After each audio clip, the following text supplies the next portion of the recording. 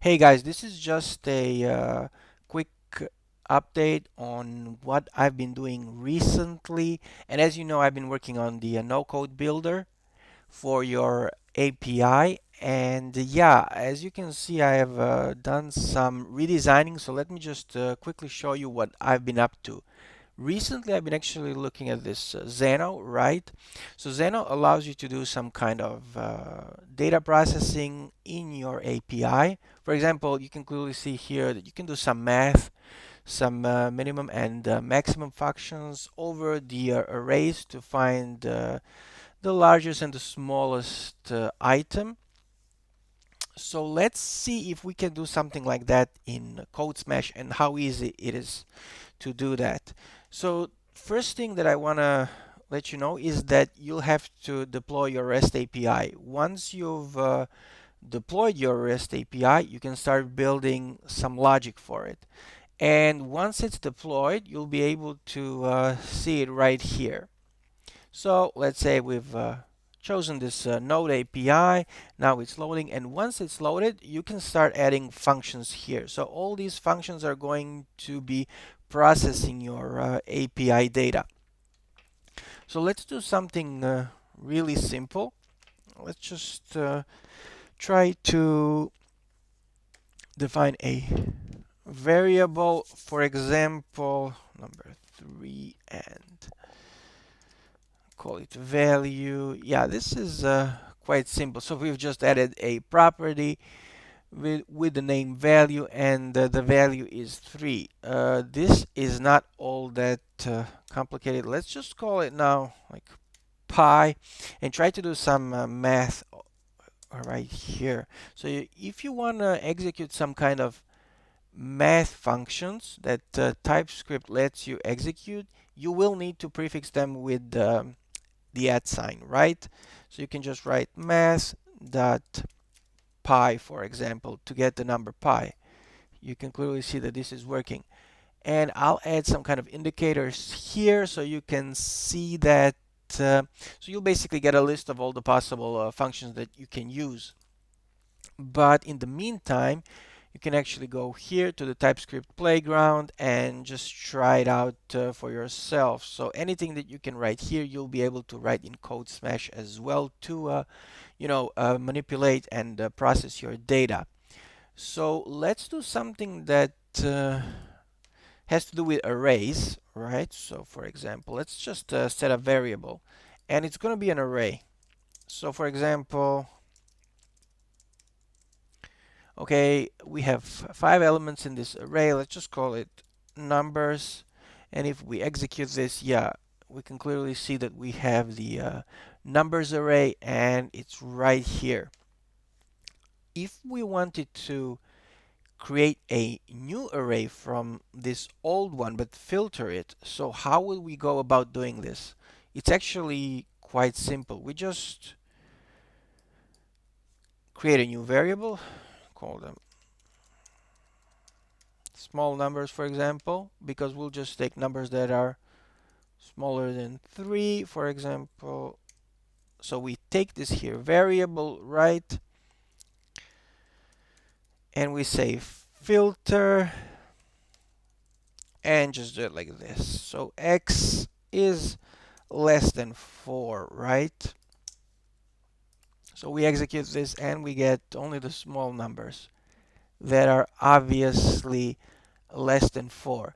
But we can also do something else. For example, we can say numbers that are less than pi. So if we wanted to reuse this variable instead of typing in math.pi, which we can also do. And note, we don't have to actually, let's do it like this, math pi. We don't have to prefix it with the @ yeah, it gives us the same result. But if we wanted to reuse this variable, we can do it just by typing data. We need to prefix it with data.py, and we get the same result. Another thing that we could do is, what if we wanted to create, actually add all these numbers, every single number, to the number pi. Okay, so let's create a new variable called numbers. So let's take these small numbers array and let's just say map. So we'll use the map function now, and again we'll execute a function. So basically what map does, it creates a new array and it's going to assign it to the added numbers array. And what it actually does is for each of these numbers, so basically x means that you're going to take every single item here and process it. So how do we do that? Well, let's just do it like this. So basically what we are getting back is not just x. If we just said x, let's execute this. Well, we just get, the same array. So basically we're mapping x to x, but we want to map x to x plus data plus pi. So now what we get if we execute, yeah, these are now numbers that have been added, basically 1, 2, 3, and we've added the pi to each of the numbers. So as you can clearly see, CodeSmash can do data manipulation, specifically, math functions.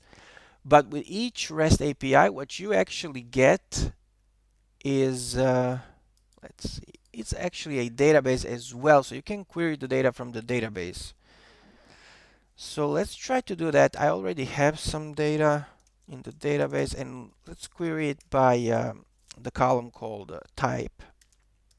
And we are going to get all the items that are actually books. And as you can see here, we have to store it to a variable. Let's just call it my books.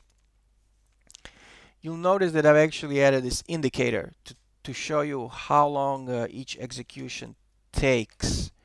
And this one only ends when each function ends. And I just want to demonstrate how that works. So let's just execute the same thing over again, like 3 times in a row, and store it to a different variable so you can see that this is actually working. Yeah, so you can clearly see that works just as expected. What we can do with our data here, let's filter the database data as well, just to quickly show you how that works. For example, we can filter out these books. Let's just filter out this one item. So here we got like 5 items back, 5 books, but only one has the price of 7,000. So let's filter out this one and say, give me only the books that are that cost basically more than 5,000, right? So again, we'll just go and take a set variable, and we'll take the books variable, right? Because this is stored in the my books variable, and create a new variable called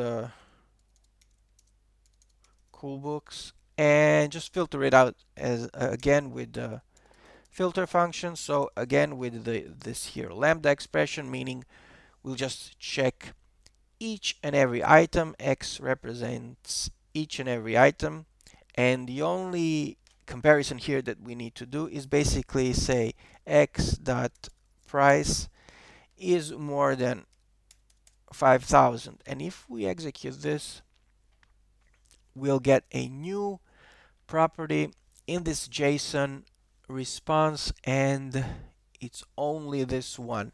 So obviously if we were to increase this to 15,000 and execute, now this is going to be empty.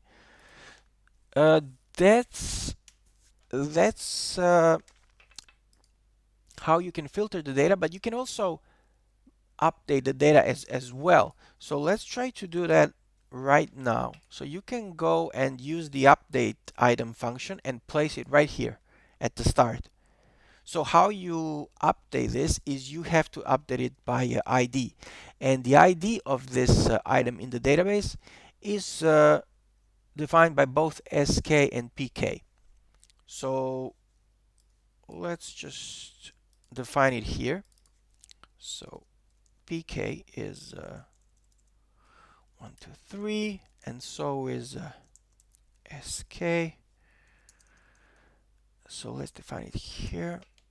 But what we want to update is the price. So instead of 7,000, we'll set it to 17,000. And that's actually quite simple and easy to do. So we'll just say, price is 17,000.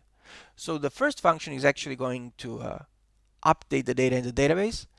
The second function is going to get the data from the database, and this one will filter it out. And you will see immediately all the changes right here. So let's just quickly execute this. And once it's done, you can clearly see that the data is here. So all in all, guys, I just wanted to let you know what I've been up to lately. And I'm going to create another video soon, so you can just know exactly what I'm doing and how things are moving forward. And until then, just let me know down in the comments what you think and if you have any requests. But yeah, that's pretty much it for now, and I'll talk to you next time.